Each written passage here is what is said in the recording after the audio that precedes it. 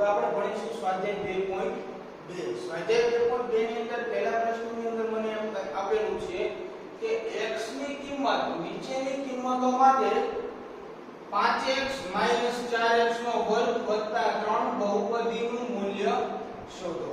તો મને એની અંદર પહેલા પ્રશ્નની અંદર એવું આપી દીધું છે કે x બરાબર 0 લેવાનું છે. x બરાબર શું લેવાનું છે?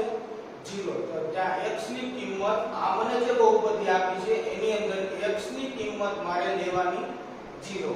તો હું અહીંયા લખું કે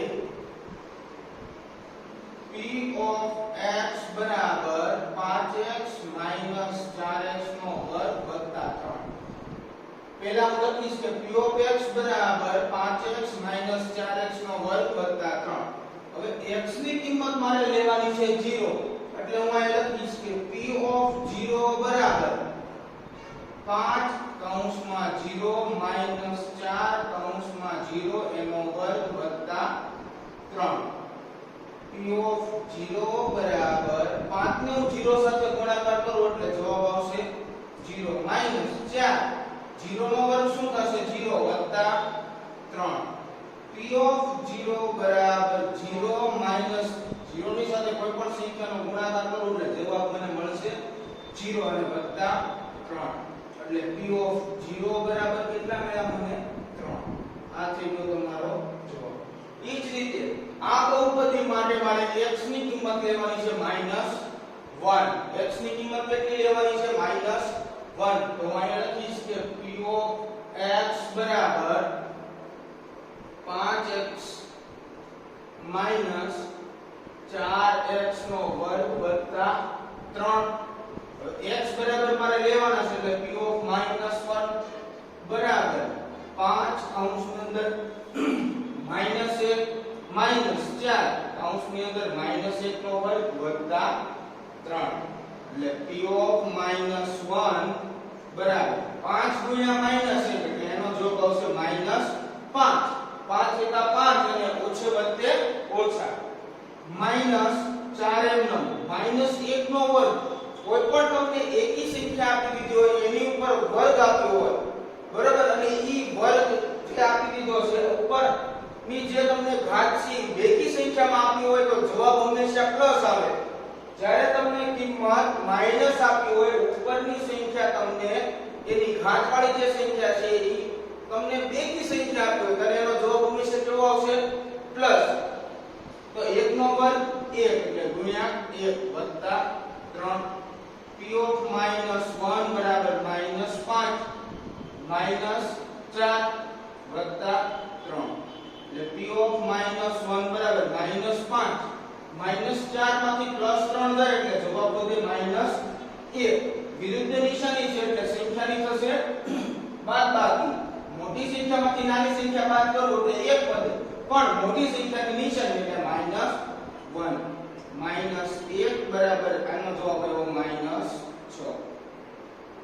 એ જ રીતે જ્યારે મને કિંમતની અંદર x બરાબર 2 લેવાનું કીધું હોય ત્યારે p of x બરાબર 5x 4x નો વર્ગ વત્તા 3. હવે x બરાબર 2 લેવાનું છે એટલે p of 2 બરાબર 5 x ની જગ્યાએ 2 મૂકી દા -4 અહીંયા 2 નો વર્ગ અને વત્તા આવી ગયા 3. તો p of 2 બરાબર 5 દુને 10 -4 2 નો વર્ગ થશે 4 વત્તા આવી ગયા 3. p of 2 બરાબર 10 માઈનસ ચોકે ચોકે 16 અહીં જો 16 વત્તા 3 એટલે p of 2 બરાબર હવે જો 10 અને 3 કેટલા થઈ ગયા 13 માઈનસ 16 એટલે p of 2 બરાબર વિરુદ્ધ નિશાની હોય ત્યારે સંખ્યાની થશે બાદબાકી.